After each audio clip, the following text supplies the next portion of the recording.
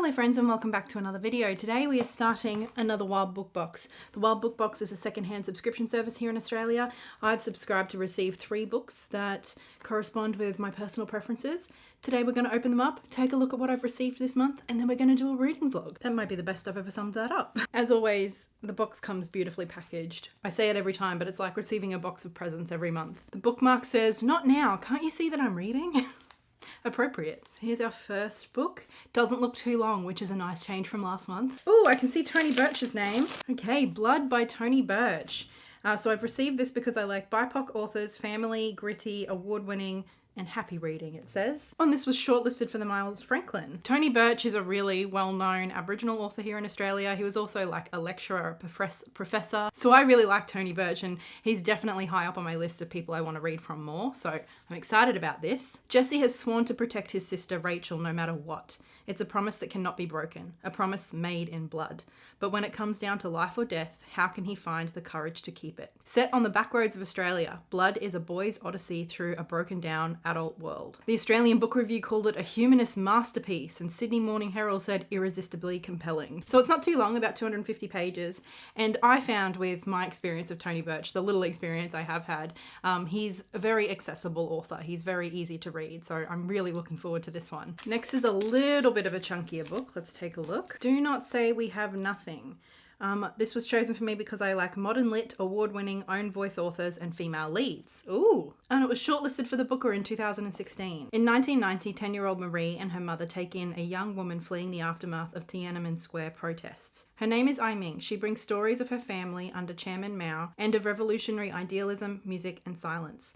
Stories which span the course of China's recent turbulent history and have deep, lasting consequences for Ai Ming and for Marie. So this one sounds like it'll be a little heavy-hitting, but I do tend to enjoy historical fiction, or at least I seem to have a pretty good track record with it, so I'm curious. Now for book 3, She is Haunted by Paige Clark, and this was sent to me because I like Australian authors, short stories, identity and family. Ooh, a short story collection, nice. Oh, this is a recent release, published in 2021. Interesting, I haven't heard of it. A mother cuts her daughter's hair because her own starts falling out. A woman leaves her boyfriend because he reminds her of a corpse.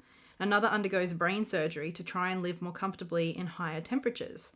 A widow physically transforms into her husband so that she does not have to grieve. Full of wit and humour, She is Haunted announces an entrancing new literary voice as contemporary as it is unique. Oh, there's actually quite a lot of short stories in here considering how short the book is, so I think this will be a pretty quick read by the looks. So we've got 2 books published in Australia, 1 book published in Canada. And although this book, the size and length and everything intimidates me a little bit, I think these other 2 will be a lot quicker and easier to read. So hopefully I won't get like bogged down in this Wild Book Box as much as I did the last one. Although, to be clear, it did turn out very well in the end. It was just difficult to get through. So well worth the effort, but I am looking forward to a little bit of an easier time this month. Is this foreshadowing? I don't know. Let's find out. Hello friends, a little catch up. I am not really halfway through, maybe a third of the way into She is Haunted by Paige Clark. Yes, I'm up to page 93, so I've read 6 short stories so far. And whilst I will not yet say that I'm in love with it, there's been a few stories in here that I found quite moving, so I'm really enjoying it so far. My favourite short story so far has been on page 66. It's called Times I've Wanted to Be You. And it's probably the shortest one I've read so far. And it's about a wife who is sort of like trying to be her husband. Her husband has passed away recently, so it's sort of like an exploration of grief and loss, but also a little bit of, I'm not sure if it's guilt, but just that sense of attachment and like wishing it had been her instead of him who died, and all of those complex emotions, sort of how they become entangled and quite confused and how they can express in different ways. And for this woman, she's like wearing his clothes and wanting basically to become him. That exploration is a little strange, but obviously at the heart of it is so much loss and grief, and I found it really moving. I teared up at the end. And then actually something else I wanted to point out was that I think this may be the first book I've read that explicitly discusses the experience of the pandemic and lockdowns. In the short story In a Room of Chinese Women, it's sort of about a husband and a wife, and the husband has sort of invited his ex-lover to come and stay with them for a little while. They haven't seen each other in a long time, and she's in town. So she's staying with this married couple for a brief period of time, and obviously the wife feels some kind of way about it. But both of these women also have Chinese heritage. The current wife is second generation American Chinese, and the ex-lover, the old flame, is third generation, and she lives in Melbourne. So they have an interesting dynamic and this forced proximity between the two, obviously, and they've never met before. So it's an unusual, uncomfortable meeting between the two. But as the story progresses, they sort of find a sense of connection and solidarity outside of just the fact that they both, you know, have had a relationship with the husband. Anyway, after a day or two, the two women actually sort of leave the husband and go off on a day to Chinatown by themselves. And they're sort of out on the town for a little bit, and this is narrated by the current wife, and she only ever refers to the ex-lover as like the woman or the other woman. So they're out and about, and then I'll just read you this paragraph because it was a surprise to see the pandemic like in a book. It's something I haven't experienced before. I finished my beer and we left the shop. We started walking to the next place. The woman noted that the neighbourhood had changed a lot since her last visit. Almost every fourth business was closed, she said. My husband explained that the shops hadn't closed, they just hadn't reopened after the lockdowns. The woman said that hadn't happened where she lived. He reminded her that a lot of people had died here. And then they just carry on with what they're doing, but that was a first for me, and so it really stood out. So like I said, I wouldn't say that I'm in love with it yet, but I am enjoying it. And each story, I'm really enjoying getting to know these characters, and the stories feel, although there are similar themes of identity, there's often like Asian representation in here, as the author is Asian herself. So there is like sort of a few threads running through them. And even if it's not explicit, there's sort of suggestions that maybe some of these stories are interconnected. For example, these two stories that I just mentioned to you are back to back. And so in one story, we find out about a young woman who sort of just lost her husband and how she's dealing with that grief. And in the next story, it's about a woman who's a bit older, but who lost her husband when she was younger. So yeah, I don't know. I don't know that you're supposed to assume that they're all interconnected, but there's sort of those threads and suggestions at least. So that's my update for now. I will talk to you when I finish this one. I have finished She Is Haunted, and I really enjoyed this book. Like I said, it was just sort of surreal and kind of cool to read a little bit about the pandemic. It's the first time I've come across a book that like explicitly discusses the pandemic. It is not like central to the book. It's not even a theme that like recurs like in every story or anything. I wouldn't say that this is like a pandemic short story collection. It's more just mentioned in passing, which I think feels quite realistic to how I hope in a few years we will be able to refer to the pandemic. I liked how the book as a whole felt very cohesive, but at the same time it never felt repetitive. There are a lot of interesting themes. I think the key ones would be identity, and in particular Asian identity, as well as things like motherhood and like mother-daughter relationships, marriage, morality, and also like capitalism / like late capitalism and sort of like just this weird time period. And some of the stories sort of exaggerated that, or like maybe are like near future based, like almost sci-fi speculative stories. One such story was Amygdala, which even though I'm not sure that it was my favorite one, it is the one that has stuck with me and that I've continued to think about after I finished this book a few days ago. It's one of the shorter stories, and in it, this couple basically go in for voluntary surgery of the brain to sort of like augment themselves so that they can better deal with, for example, like the extreme heat that the climate crisis has caused. And it seems like a somewhat common thing that people are going in for these voluntary surgeries to like make living at the end of the world a little bit easier. And the story is set sort of as they wake up after this surgery and just sort of what it does to them. I don't know, like it's this eerie, strange sort of thing that is at once so absurd and at the same time so mundane. I don't know, it was really effectively done and it has stuck with me. So I wouldn't say that there was a particular story or two that jumped out to me as like brilliant or like that is my new favorite short story. But overall, I just felt like it was such a strong, cohesive collection. And there are some stories that are sort of staying with me, and all of the stories, even though some maybe weren't as good as others, they were all like, it was pretty solid. It was a pretty well-rounded collection. And I'm left just appreciating my time with it, but also really looking forward to keeping an eye out for whatever Paige Clark writes in the future. And I gave it 4 stars. I really liked it. I have finished Blood by Tony Birch, and What a book. This was captivating from start to finish. It was such an easy book to read. Like Tony Birch, if you've read anything by Tony Birch, you know he's such a easy to read writer. Like he's so colloquial. It's so very Australian. And yet his voice still comes across so strongly. I love his writing. Our first person narrator is the 13-year-old Jesse. He's a young boy who has a little sister named Rachel. She's about 5 or 6. And Jesse clearly loves and adores his little sister Rachel, but they are growing up in a really difficult home life situation, if you can even call it home. They live with their mother, who they call Gwen. She doesn't like to be called Mum, who is a very troubled person herself, and she doesn't really have the skills or the foundation to be a good mother in a lot of ways, to provide them with a safe home environment. They're living in poverty. They don't really have a home. They sort of live with different people at different points in their lives, at different situations. Often their home is wherever whichever boyfriend Gwen currently has is living, you know? So they're moving around a lot. They don't really have any stable foundations, and that's a really challenging environment for any children. So a lot of the book is about Jesse sort of, I don't know, having to be the grown-up in the family, which is a really messed up thing for a 13-year-old to have to do, but he loves his sister so much that he wants to take care of her, and he sort of will do whatever is necessary. Also, what I think is really interesting about it being told from Jesse's perspective, a 13-year-old boy, is with these different men coming into Gwen's life, I think, you know, Jesse doesn't really have a stable man to look up to, role model. And you can certainly see that he wants to be a good person, you know, like he wants to grow up to be different from his mother and to have a different life. But he doesn't have a stable role model for what that looks like, and he doesn't have a role model for healthy masculinity. Sometimes he might have someone in his life who can fulfill that role, but all of these relationships are sort of transient, and they're dependent on the relationship that that person has with his mother, and they tend to come and go. The story really picks up when a particular boyfriend comes onto the scene who is clearly involved in some pretty shady, dangerous stuff.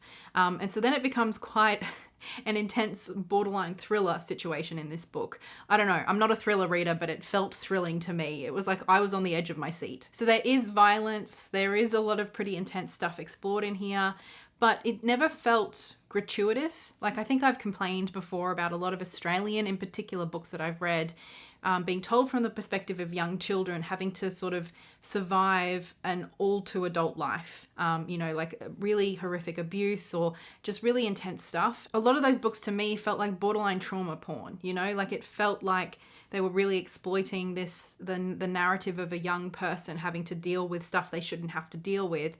And that was sort of the whole, I don't know, the whole crux of the book, the whole selling point of the book was to watch a child suffer. This book never felt like that. And I think in part that is because the character of Jesse was such a strong one. He was so well evoked through Tony's writing. And although, yes, he was a child, he still like had autonomy, and I don't know, like he participated in this story in a way that a lot of those kids in the other books that I've read don't. And obviously the sort of other end of that is when children are sort of like matured beyond their years to the point where it doesn't make sense or it's not believable.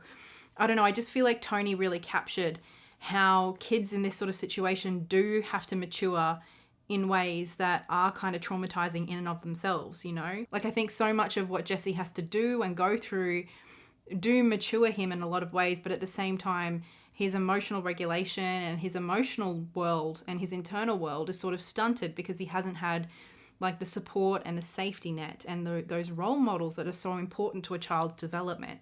I just think Tony captured this in a really raw and real way. And I think at the heart of it was just this beautiful connection between Jesse and his sister Rachel and his desperation to make sure that they weren't ever separated and to just keep her safe. And how so many of the adults in their lives just failed them miserably. There's also quite a bit of commentary on like drug use and alcohol abuse and substance abuse and how those things sort of intermingle with the experience of poverty, and how when children are caught up in those situations, it becomes so toxic and harmful to their development and their experience. So Jesse was an incredible character. He just jumped off the page immediately. His voice was so strong. It didn't take me a chapter or two to like sink into this. I was invested immediately. That's how captivating Tony Birch's writing is and how well he portrayed the character of Jesse. So I loved this. Absolutely loved it. I have not read enough of Tony Birch. I definitely will continue to read more, and he's quickly becoming one of my favourite Australian authors. This was incredible. So now we are on to book 3, which is quite a bit of a longer read, so I think I should just get started. Hi there! It has been a hot minute since the last time I updated this vlog. Basically, around the time that I started Do Not Say We Have Nothing, I got a new job. I started this book and I read about 50 pages in like September, October, it feels like, last year. And then this new job opportunity came up. It was a new job in a children's bookstore. Now, obviously I have plenty of experience as a bookseller, but I have not had, previous to this, experience working in children's books specifically. And it is a very specialized area. So it was a big learning curve. There was a lot of stress, especially the fact that I was learning this new job in the lead up to Christmas. It was pretty hectic. So in the end, I couldn't concentrate and focus on this book in the way that I wanted to. So I ended up putting this book down and instead investing a lot more time into reading more children's books, especially in the lead up to Christmas and just while I was getting settled in my new job. But it is now February and I'm looking at my shelf and I noticed this book and I remembered I'd almost forgotten that I was midway through this. And from what I remember, I was really enjoying the reading experience. And I miss adult books. I really do. I miss literary fiction. I miss historical fiction. I just miss a more adult lens and language. I love children's books. I'm really enjoying especially the middle grade that I've been reading, but I need me some adult fiction. What can I say? So even though it has literally been months since I left off on this vlog last, I am ready to pick back up. However, I literally left off halfway through a chapter. So I don't think I want to just pick up where I left off. I'm not sure if I want to restart the whole thing. Maybe I will go back and just sort of skim the 50 pages and just see how much I've retained. Maybe once I start reading, I'll feel really comfortable just sort of to skip ahead back to where I was. So anyway, all of that is to say that I'm back. I know it's only been a jump cut for you, but for me, it's literally been months. So I felt like I needed to explain, I guess, the new haircut and everything.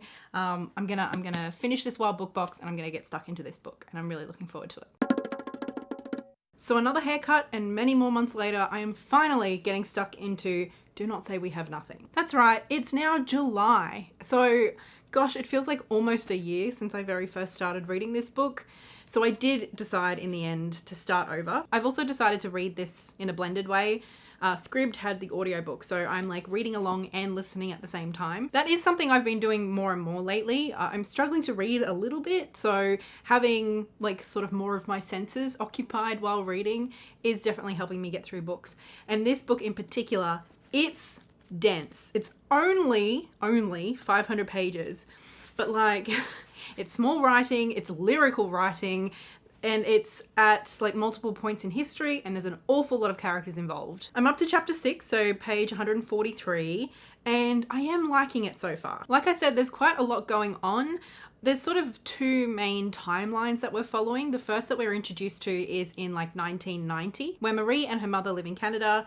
Marie's father, they know, died by suicide back in China. And they get a letter from like a friend of her father basically asking if someone can come and stay with them. So Ai Ming, a teenage girl who has been involved somehow in the Tiananmen Square protests, comes and lives with them. And she tells Marie these stories of her family back in China after the war, so like in the 40s, 50s and 60s. And their different experiences through events such as the 100 Flowers campaign and just under Mao's rule of communist China in general. There's also a book that a lot of the characters at these different time points are reading and that they really love. And there's a bit of a mystery around that book as well, and it seems like most of the characters only have certain chapters of the book, not the whole book. And we also get parts of that story as well. So we're also introduced to the lives of the characters in that book. So it's a story within a story, and also a family saga, and we're learning about different people's experiences at different points in time in different parts of the world. So literature plays a pretty big role in this story, as does music.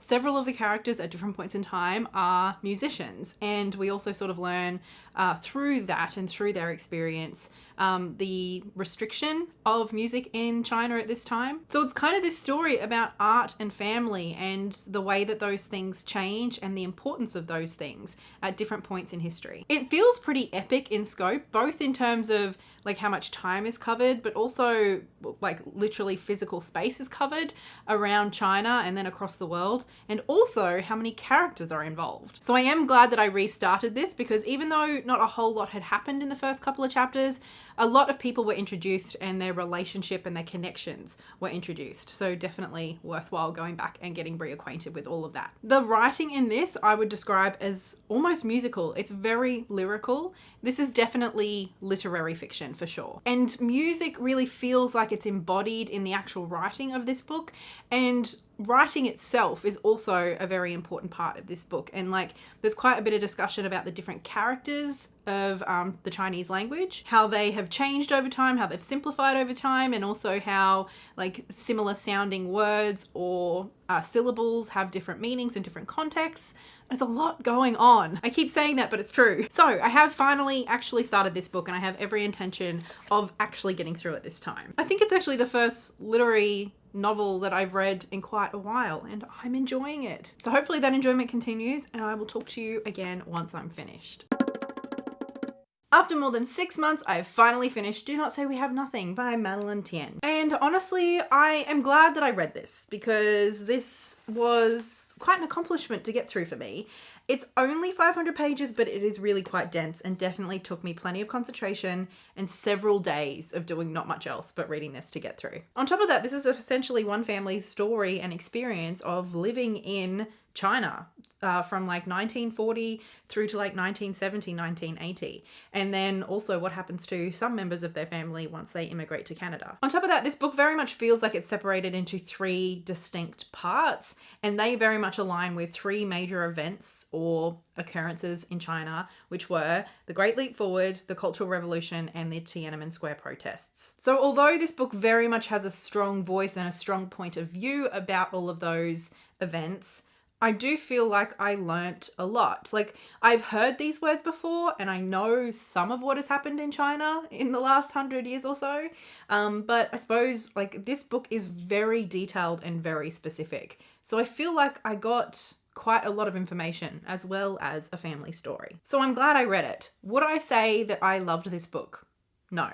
I personally found this book not difficult to read and not even a drag, because given how much time it took me to read, I did get through it in only 3 or 4 days, this time round at least. I think having the audiobook to listen to along with the reading definitely helped me with that though. And I can definitely appreciate just how grand in scope and ambition this book is. And yet the author managed to really introduce us to quite a big cast of characters. I did have a little bit of a read through reviews on GoodReads, and I saw that some people found it a little bit too confusing and overwhelming with so many characters, and it genuinely does jump back and forth in time and between perspectives like constantly throughout the book, like within chapters, within pages. Like there's a lot to keep track of. I do personally feel like this is a book that it is best to read fairly quickly, just so that you can sort of keep track of the different characters and their relationships to each other and like what point in time they fit. I can definitely see how if you weren't like sort of dedicating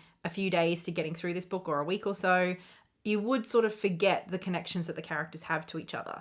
And then on top of that, like I mentioned in the last clip, there's also a story within the story, and that story sort of almost does feel like it's real life because of how important it is to the characters in the book and how much screen time or page time that story gets. So there's those characters to keep track of too. So I liked this well enough. Like I liked reading it. There was no point where I was reading it and I was thinking about DNFing it or that I wasn't liking it. Having said that though, there was no point at which I felt genuinely drawn into this in an emotional kind of way. Despite the lyrical writing, despite how many characters are really fleshed out and we see literally their whole lifespan, despite the closeness and the relationships and the bonds and the love and the heartbreak and the torment and the torture some of these characters go through, obviously I was sympathetic to their plight and I did find their lives interesting. I was never invested in the way that some stories draw you in. I think that has an awful lot to do with the narrative voice. Despite the fact that we get to know so much about these characters and everything is so detailed and specific, somehow the narrative voice still manages to feel detached. On top of that, I did feel like the author spent so much time weaving these beautiful lyrical metaphors and big sort of omniscient questions to the reader. But she sort of failed to get into the nitty-gritty of just like the lived emotional experience of our characters. Although I felt like I knew what was going on in these people's lives, I never felt like I knew their internal experiences. And although so much of like the big events that were happening to and around our characters were really intense and sometimes difficult to read, I think it was like the emotional impact of smaller moments between the characters, or betrayals within those events, or losses within those events. Those things didn't get much page time at all. They were almost skipped over. For example, during the Cultural Revolution, we're learning about all of these sweeping changes that are influencing China and the people of China. And we get so much detail about what this does to families. And then we literally get one example of the family that we're following of a massive betrayal within that family. But that betrayal, we don't linger on that. And the emotional relationship effect that that betrayal has, it just sort of happens and then we move on. On top of that, one thing that I did kind of get a little bit tired of personally is how much focus the author put on music and on art. There are literal pages of descriptions of music that the characters are listening to, or that they're writing, or that they're thinking about. And as someone who like loves music but is not particularly, like, I'm not a Bach stan, you know? Like, so I wasn't that interested. Give me a sentence or two, maybe even a paragraph, but pages? I did get tired of it. On top of that, I did feel sometimes like these were characters like almost perfectly constructed for this story. Like they were very much the perfect victims. I saw one reviewer describe them on GoodReads. They were all well-educated, lovers of music, lovers of art, philosophers. And so obviously through them, we see the loss of so much culture and appreciation of art, and even the attack on intellectualism at one point, which is all important to set up.